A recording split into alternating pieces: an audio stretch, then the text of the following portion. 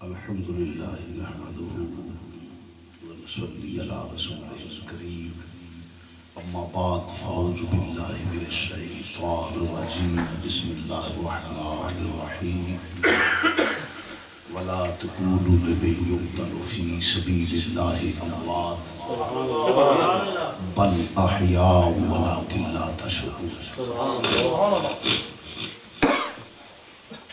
صدق اللہ مولانا العظیم وبلغنا رسول النبی الکریم ونحن علی ذلک من الشاہدین والشاکرین والحمد للہ رب العالمین بلغ العلا بکمالہ کشف الدجا بجمالہ حسنت جمیع خصالہ صلو علیہ وآلہ دو چار مرتبہ تم دو سلام پڑھیے صلاۃ و سلام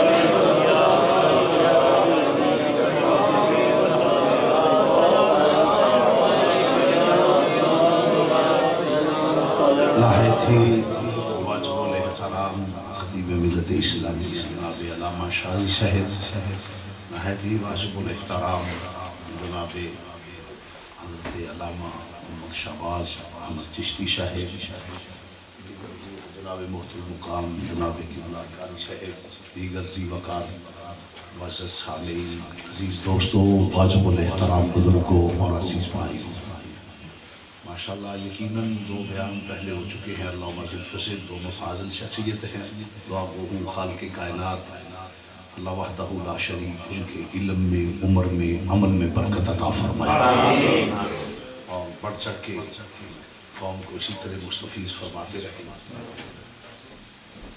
میری طبیعت کل سے پہلا ہو جس کے ساتھ میں آج مجھے وہ قرار وغیرہ لا کے وہ میڈیسن دی ہیں گلا کچھ خراب تھا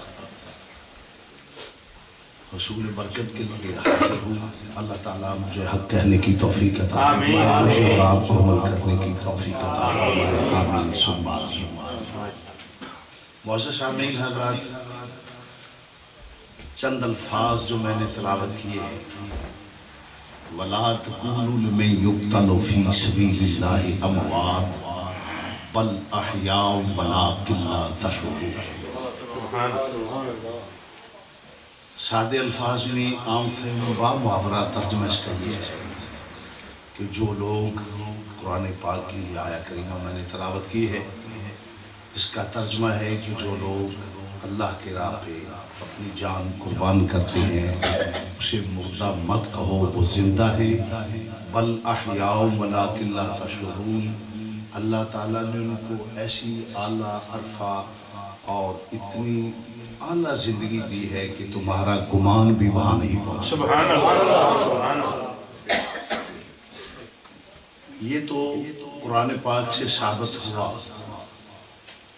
کہ شہید زندہ ہے اس پہ تو کسی کو اختلاف نہیں کہ شہید زندہ ہے شہید کے زندہ یہ یہاں تک سب کا اتفاق ہوگا سوال یہ پیدا ہوتا ہے کہ شہید کی زندگی ہے کس طرح ہے کس طرح کی زندگی ہے بعض آراء ایسی ہیں بعض کا خیال یہ ہے کہ وہ عالم برزخ کی زندگی ہے اس لیے قرآن نے کہا بل احیاء ولکن لا تشعرون کہ تمہارے فہم و ادراک سے وہ بالا ہے چونکہ عالم برزخ کی زندگی ہے تمہاری سمجھ میں نہیں آئے بعض نے اتنا کہہ دیا کہ روح کی زندگی ہے تو روح امر ربی ہے لہٰذا ہم اس کے متعلق کوئی رائے قائم نہیں کر سکتے کہ روح کی زندگی کیسی ہے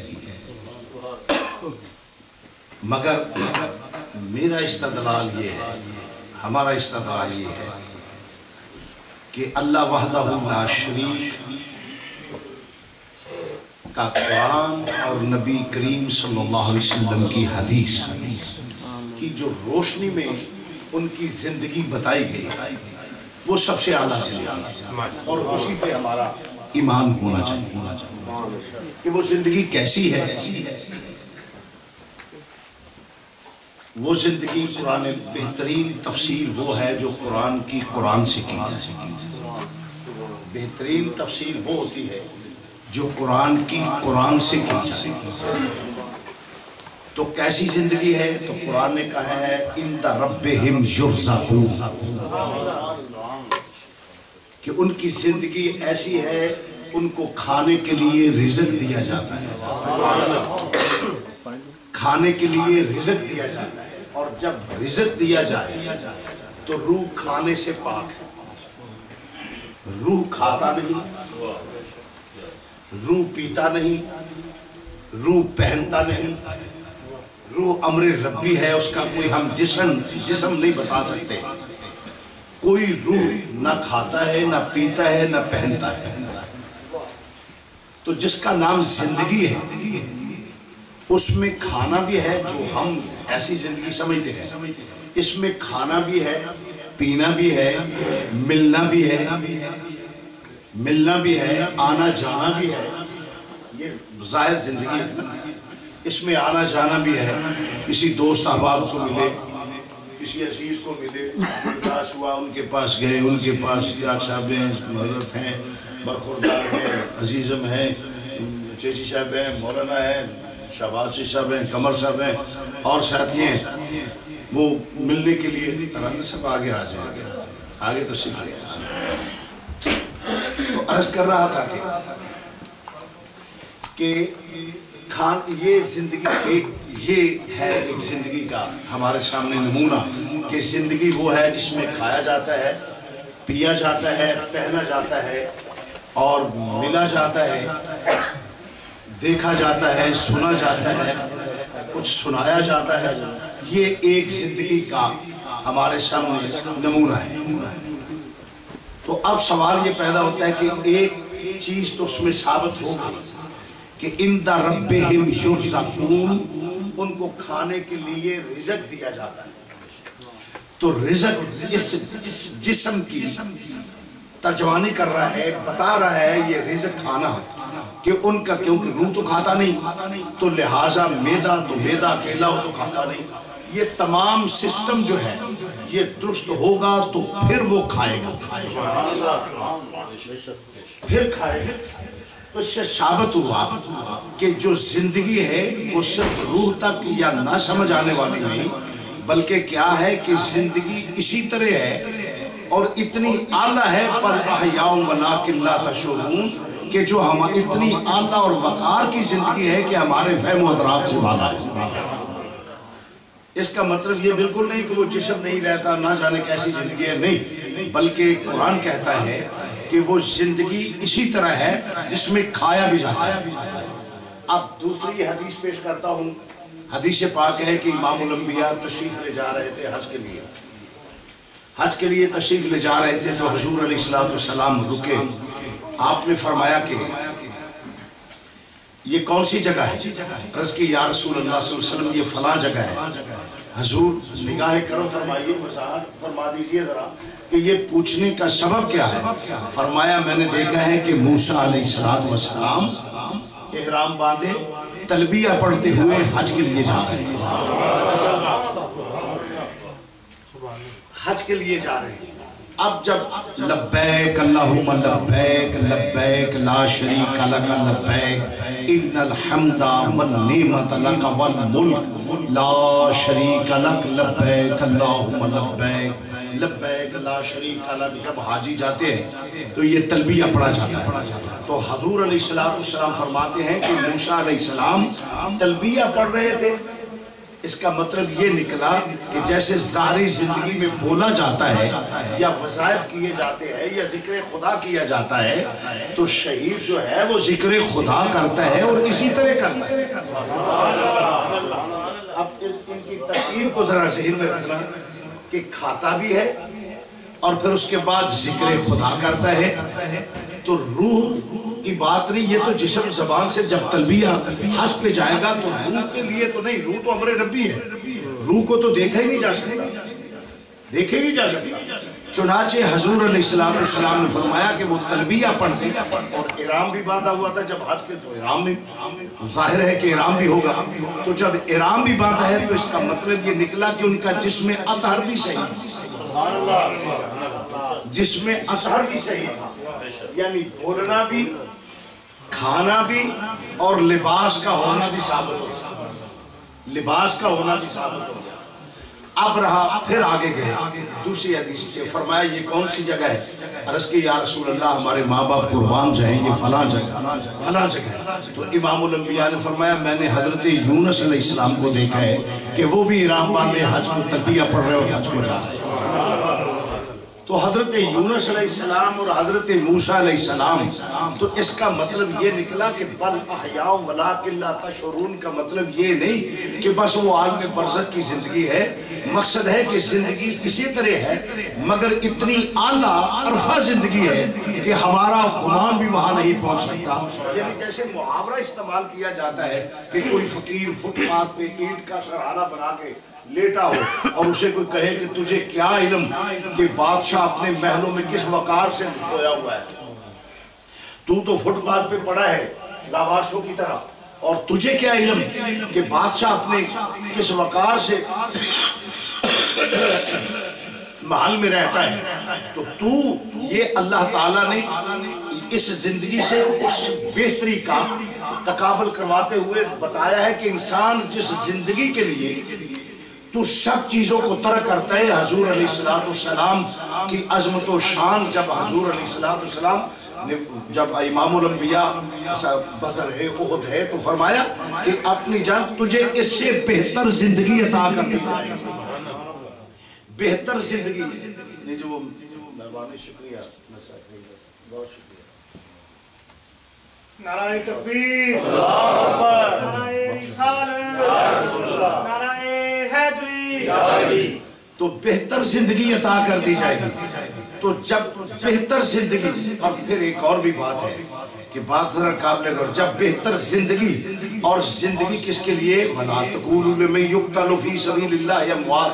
تو پھر حضرت آقا حسین کی شہادت کی گواہی تو امام الانبیاء دے رہے ہیں، کوئی دو چار مولوی یا کسی مکتبہ ایک مکتبہ فکر نے نہیں گواہی دی کہ فلاں نے گواہی دی ہے، کوئی مانے گا کوئی نہ مانے گا، میں کہوں گا کوئی اور مانے گا نہ مانے گا، چشتی صاحب کہیں گے کوئی مانے گا کوئی نہ مانے گا، اگر علامہ شاہ صاحب تو کوئی مانے گا نہ مانے گا، مگر جس کو اللہ وحدہ لا شریک پیغام بھیجے کہ جبریل امین جاؤ میرے محبوب کریم صلی اللہ علیہ وسلم کی بارگاہ میں جا کے مبارک دو، پہلے میرے نواسے کی مبارک دو، نبی کو نواسے کی مبارک دو، اور اس کے بعد مبارک کے بعد جا کے اس کو کہہ دو اپنے میرے محبوب کو کہ جبریل امین کے لیے تمہارا نواسہ شہید ہوگا۔ تو شہادت کی گواہی خدا نے دی، رسول نے دی، تو جب اللہ اور رسول جس کی گواہی دے دے اس کی شہادت میں تو شک ہو نہیں سکتا۔ تو جب شہید ہے تو اندازہ کیجئے تو پھر شہادت کی زندگی کیسی ہے، ان ربہم یرزقون۔ اور یہی وجہ تھی کہ میں نے عرض کیا کہ کھانا، پہننا، بولنا، اور امام علی مقام امام حسین رضی اللہ تعالیٰ عنہ، ذرا دیکھیے کہ شہادت کے بعد نیزے کی نوک پہ سر انور ہے اور قرآن کریم کی تلاوت ہو رہی ہے۔ تو یہ تلاوت کرنا اس بات کی دلیل ہے، یہ تلاوت کرنا اس بات کی دلیل ہے کہ امام الانبیاء سرکار مدینہ صلی اللہ علیہ وسلم کا نواسہ شہید ہے اور زندہ ہے۔ افسوس کہ آج کچھ کلاخرہ میں کوشش کرتا ہوں کہ میں ترنم میں کچھ کہہ سکوں، اسی لیے وہ کسی نے کیا خوب لکھا ہے کہ قتل حسین اصل میں مرگ یزید ہے، قتل حسین اصل میں مرگ یزید ہے، قتل حسین اصل میں مرگ یزید ہے، اسلام زندہ ہوتا ہے ہر کربلا کے بعد، اسلام زندہ ہوتا ہے ہر کربلا کے بعد، اسلام زندہ ہوتا ہے ہر کربلا کے بعد،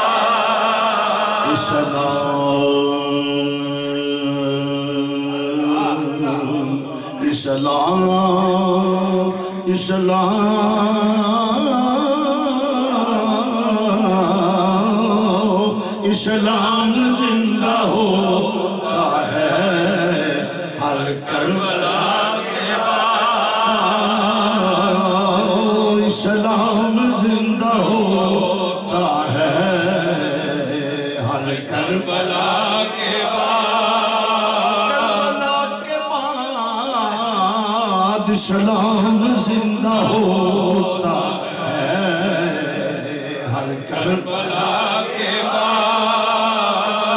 حسین اصل میں مرگ یزید ہے، یزید نے سمجھا کہ میں جیت گیا، مگر حقیقت یہ ہے انہوں نے کہا میں نے حسین کو ختم کر دیا ہے، قتل کر دیا ہے، اور وہ ناہنجار نانسنس بے وقوف یہ نہ سمجھ سکا کہ حسین نہیں میں غرق ہو گیا ہوں، حسین تو زندہ ہے، حسین تو زندہ ہے، حسین تو زندہ ہے اور قیامت تک حسین زندہ ہے۔ اللہ وہ عزیزان گرامی،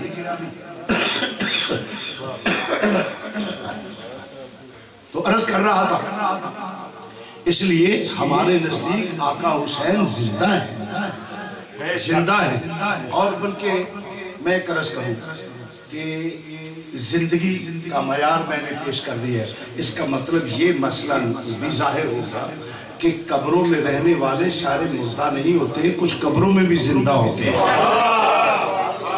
یہ کہنا کہ قبروں میں سب مر گئے غلط ہے، ہمارا یہ نظریہ ہے کہ بعض وہ عظمت والے لوگ ہوتے ہیں جو قبروں میں رہ کر بھی زندہ ہوتے تو قبروں میں ہیں مگر زندہ ہوتے ہیں، اور ہمارے رسول زندہ ہیں، اصحاب رسول زندہ ہیں، آل رسول زندہ ہیں، ازواج رسول زندہ ہیں، اور آل رسول زندہ ہیں، اولیاء اعظام زندہ ہیں، شہید زندہ ہے۔ یہاں بھی ایک بات حضور علیہ السلام نے فرمایا ہم جہاد اکبر کی طرف سے آ رہے ہیں اور جہاد اصغر کی طرف سے آ رہے ہیں اور جہاد اکبر کی طرف جا رہے ہیں۔ عرض کیا یا رسول اللہ جہاد اکبر اور اصغر، فرمایا یہ تلوار کا جہاد اصغر ہے، فرمایا نفس سے جہاد کرنا یہ جہاد اکبر ہے، اپنے نفس سے جہاد کرنا یہ جہاد اکبر ہے، یہ امام الانبیاء کی حدیث ہے۔ فرمایا اپنے نفس سے جہاد کرنا یہ جہاد اکبر ہے۔ نفس میں سے جہاد کیا ہے؟ کیونکہ نفس تو نفس امارہ، خواہشات نفسانی، وہ کیا ہے کہ خود اس کا مختصر سا ترجمہ یوں کر لیجئے کہ مکمل طور پہ اپنے رب اور رسول کے حکم کے مطابق زندگی گزارنا اور تمام خواہشات نفسانی کو ترک کر دینا، تمام خواہشات نفسانی کو ترک کر کے ہر عمل دیکھ رہے کہ کیا میری سرکار کی سنت ہے، میری سرکار کی سنت ہے۔ یہ بہت بڑا جہاد ہے۔ مثلا جہاد کیا ہے حضور؟ زبان سے جہاد کرنا۔ زبان سے جہاد کیا ہے؟ کہ ظلم و ستم کے خلاف، برائی کے خلاف جہاد کرنا، اور اس کے بعد عملاً جہاد کیا ہے کہ تم ہر نیک اپنے نفس کی مخالف، کیونکہ نفس چاہتا ہے کہ حرام حلال طریقے سے دولت اکٹھی کرو، اور جہاد کیا ہے کہ تم اس راہ پہ مت چلو جو اللہ اور اللہ کے رسول نے جس سے منع کیا۔ جہاد کیا ہے کہ زمانے کی ڈیمانڈ ہوتی ہے کہ ایسا ہو جائے ایسا ہو جائے۔ جہاد کیا ہے؟ وہ فقیر جہاد کرتا ہے، اولیاء اعظام جہاد کرتے ہیں، وہ صوفیاء اعظام جہاد کرتے ہیں، وہ حضرت خواجہ معین الدین اجمیری نے جہاد کیا، وہ حضرت مجدد الفسانی تاجدار سرحد نے جہاد کیا، وہ حضرت غوث پاک شیخ عبد القادر جیلانی رضی اللہ تعالیٰ عنہ نے جہاد کیا جہاد کیا، اور وہ خواجہ شہاب الدین سہروردی حضرت بہاؤالدین نقشبند نے جہاد کیا، یہ حضرت داتا علی حجویری نے جہاد کیا کہ اپنی تمام وہ خواہشات نفسانی ان کو ترک کرنا اور اللہ اور رسول کے مطابق زندگی گزارنا، اس کے حکم کے مطابق۔ اور حضور نے فرمایا تم میں سے بہتر مسلمان وہ ہے جس کے ہاتھ اور زبان سے کوئی مسلمان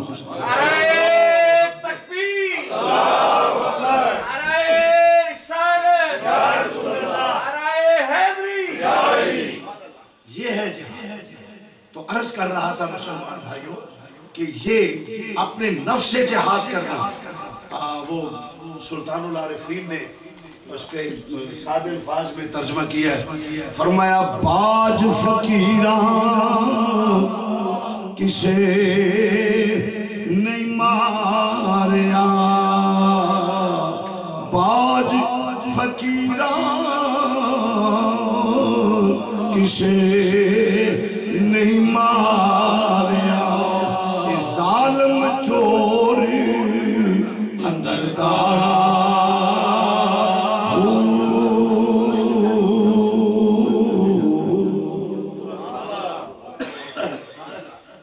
باج فقیراں کسے نہیں ماریا، ظالم چوری اندر دارا،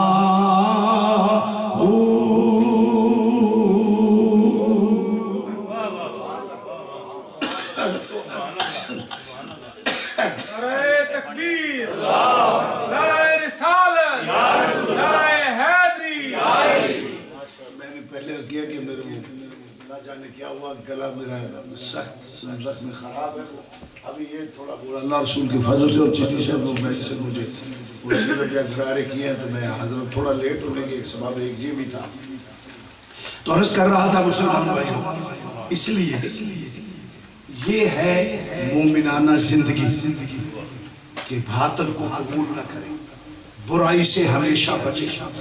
اور آقا حسین نے عرض کر رہا تھا کہ آقا حسین علیہ السلام نے کیا کیا کہ اپنی جان بھانا چاہتے تو ایک لشکر جرار لے کر جاتے، مگر ایسا نہیں کیا، اس کے اندر بھی راز ہے، اس کے اندر بھی راز ہے۔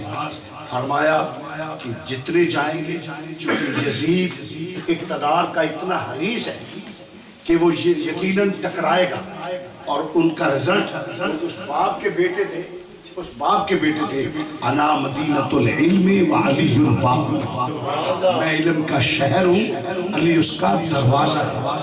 علم و حکمت کے دروازے سے مستفیض ہونے والے ہر چیز کو جانتے تھے، اور پھر امام الانبیاء نے جب اعلان بھی کر دیا تھا تو ایسا ہوگا، تو وہ بھی یقین تھا کہ ایسا ہی ہو رہا ہے، تو لے کے پھر کیوں نہیں لے کے گئے؟ اس لیے فرمایا کہ جو کام جان دینے سے ہوگی وہ لینے سے نہیں ہوگی۔ سبحان اللہ، سبحان اللہ۔ آقا حسین تشریف لے گئے، اور کس لیے؟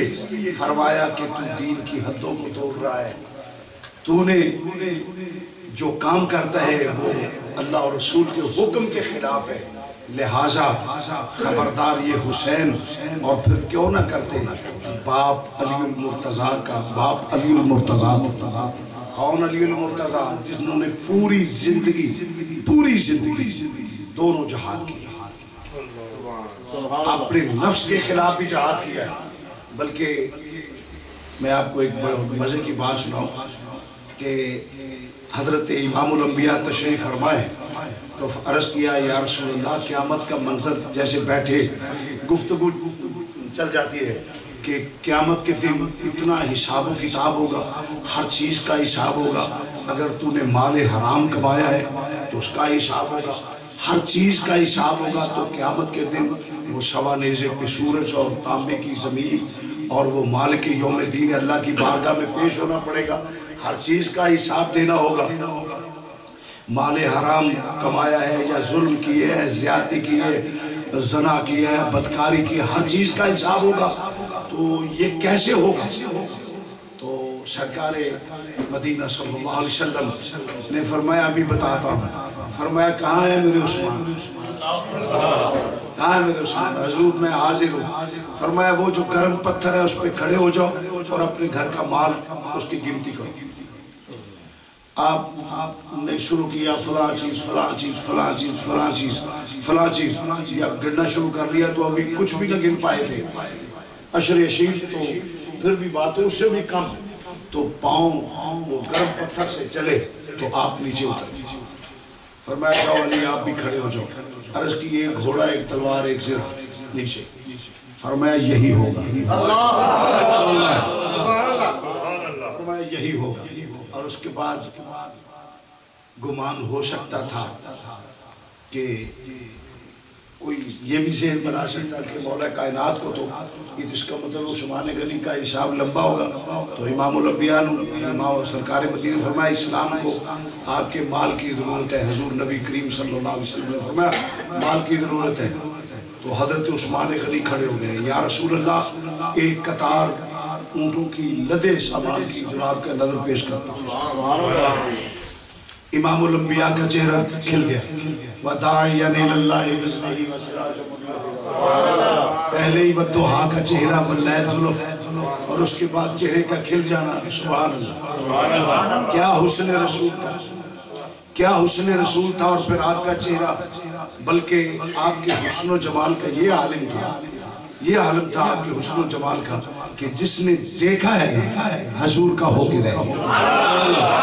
قرآن کہتا ہے نا وَيُزَكِّيهِمْ کہ محبوب تیرے ذمہ ہے لوگوں کو پاک کرنا. تو پاک ایسی صورت نہیں کہ کوئی طلاع تھا جس میں حضور فرماتے تھے غسل کرو نہاؤ اور چلے جاؤ تم پاک ہو گئے. نہیں، وہ کیا تھا؟ جو نکاح مصطفیٰ میں آیا ہے اس کی کایا پلٹ گئی. نعرہ تکبیر، نعرہ رسالت، نعرہ رسالت. حضرت فرماتے ہیں پنجابی میں نے کہا ذرا معذور ہو گلے یہ اسی گفتگو کرنا. چلو میں پنجابی دی بھی کرنا.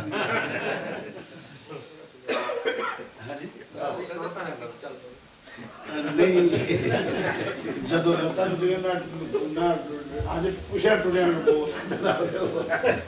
بہرحال حضرت سیدنا عثمان غنی رضی اللہ تعالیٰ عنہ نے اٹھ کے عرض کیتا یا رسول اللہ لدے لدایا اونٹ سامان جناب دی نظر جسے لینے کا لا کی تھے.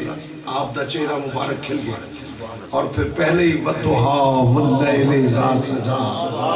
سبحان اللہ. وہ پیر بن علی شاہ صاحب رحمت اللہ علیہ نے کیا خوب ترجمہ کر دیا.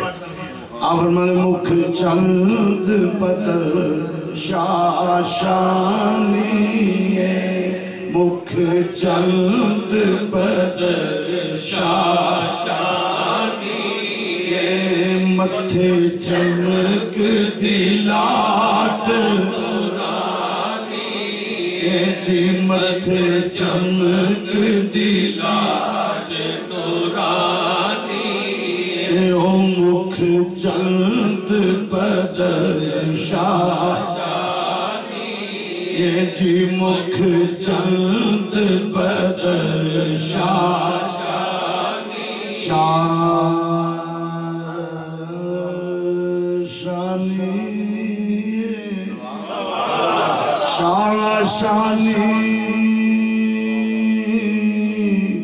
شاشانی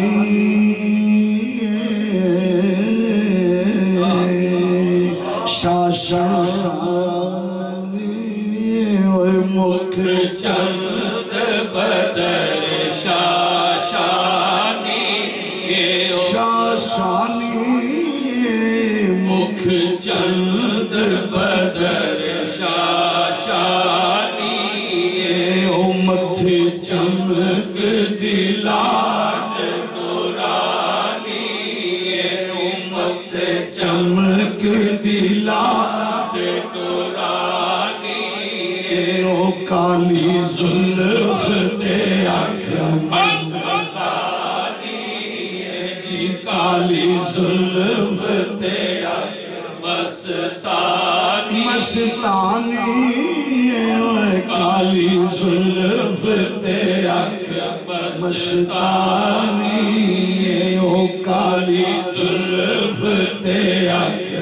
مستانی مستانی کالی زلف تے اکھ مستانی مخمور اکھین مد بریاں جی مخمور مازاد البصر مخمور اکھین مد بریاں جی مخمور اکھین مد بریاں مخمور اکھین مد بریاں مازاد البصر مخمور اکھین مد بریاں وَيُزَكِّيهِمْ میرا نبی پاک کرنے کے لیے آیا ہے۔ پاک کیسے کرتے ہیں؟ بس نبی کی نگاہ کرم اٹھی اور کایا پلٹ، جس پہ نگاہ کرم ہو گئی کایا پلٹ۔ اس پہ میں اگرچہ موضوع بات ہے، موضوع سے ہٹ کے ہے، مگر میں اس پہ عرض کرتا ہوں۔ ایک بڑھیا جو غیر مسلم تھی، وہ کسی کی کنیز تھی، اس کے گھر میں کام کاج کرتی بوڑھی ہو گئی، نظر جواب دے گئی، نظر جواب دے گئی۔ جیسے بوڑھیاں چلتی ہیں ہاتھ میں سوٹا ہے، تو اس وقت تعینوں کتنا ہوگی، بوڑھی ہے وہ، اس کے ذمہ یہ تھا کہ وہ جو پیٹ کے لاتی، اس کے وہ جو یہ تھا کہ تو نے جو کو پیسنے اور شام کو جو کھانا پکایا جاتا ہے وہ جو پیسنے تیرے ذمہ۔ وہ بیچاری کنیز تھی، آتی تعمیل حکم کرتی، بوڑھی تھی، جیسے بھی پورا دن وہ بیچاری چکی چلاتی، اور چکی چلانے کے بعد وہ آٹا بنا کے اپنے مالک کے ہاں پیش کر دیتی۔ جب پیش کر دیتی تو وہ ایک دن اس کا گزر ہوا تو حضور علیہ السلام مسجد میں تشریف حضور صحابہ سے گفتگو فرمو، باہر سے وفود آئے، ان سے حضور گفتگو فرما رہے ہیں۔ تو گفتگو کا وہ آپ کا فرمانا، اس میں جو مٹھائس وَمَا يَنْتِقُ عَنِ الْهَوَىٰ إِنْ هُوَ إِلَّا وَحْيٌ يُوحَىٰ۔ حضور علیہ السلام جس طریقے سے گفتگو فرما رہے تھے، تو جب مائی وہ بڑھیا گزری تو دیکھا کہ گرد بیٹھے ہیں اصحابی کم نجوم فَبِأَيِّهِمْ اِقْتَدَيْتُمْ، یا یوں کہہ لو کہ جیسے چاند ستاروں میں گھرا ہوا ہوتا ہے۔ تو سلام کے گرد صحابہ کا بیٹھنا ایسے تھا کہ جیسے چاند ستاروں میں گھرا ہوا ہوتا ہے۔ تو تشریف وہ میٹھی میٹھی زبان، وہ پیاری پیاری زبان سے گفتگو ہو رہی تھی، گفتگو ہو رہی تھی۔ وہ حضور علیہ السلام، وہ بڑھیا نے سنا، خاموش ہو گئی۔ اس نے دیکھا یہ کون ہے اتنی میٹھی زبان والا کہ جس کے الفاظ دل کھینچے چلے جا رہے ہیں، یہ کون ہے؟ وہ کھڑی ہو گئی، گفتگو شور ظہر کے وقت کھڑی ہوئی، عصر ہو گئی، شام کا وقت قریب ہوا، حضور علیہ السلام عصر کے بعد حجرے کی طرف تشریف لے گئے۔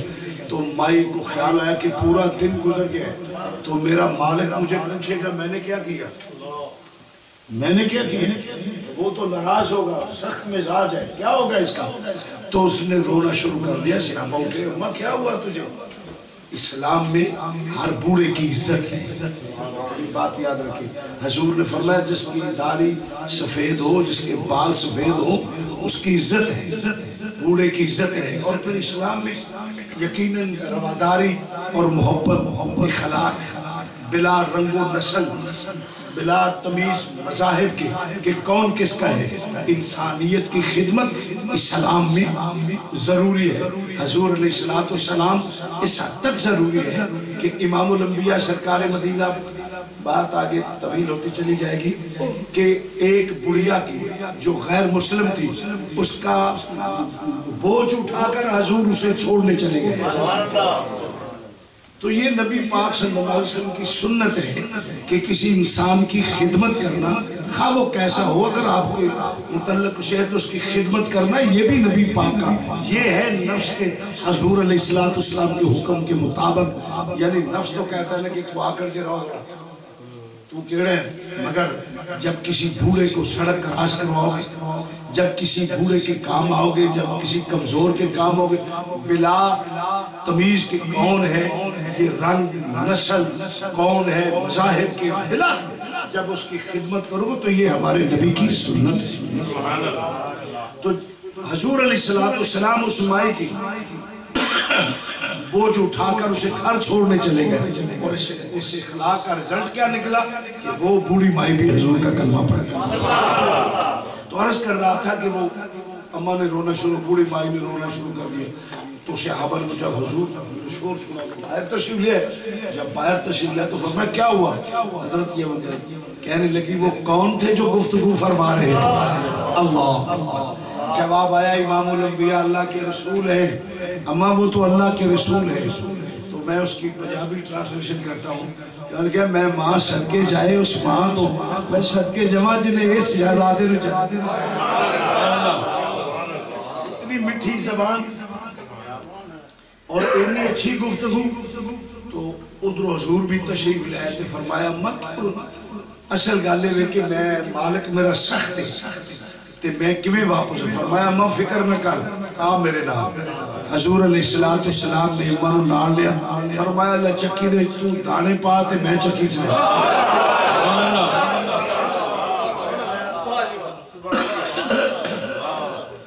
اماں تو جاؤ پا تے میں چکی چلانا ہوں۔ ہاتھ نے حضور رکھے، جبریل امین چکی چلا رہے جا، جدو پھر پیٹھے تو فرمایا چل اماں تینوں گھر بھی چھاڑا۔ جس نے گئے تو جس نے مل گئے جنہی کنیسی وہ بھی مسلمان ہویا اور وہ بھی مسلمان ہویا۔ یہ ہے کردار کہ اسلام کیسے پھیلا، اسلام کردار سے، بہتر رواداری سے۔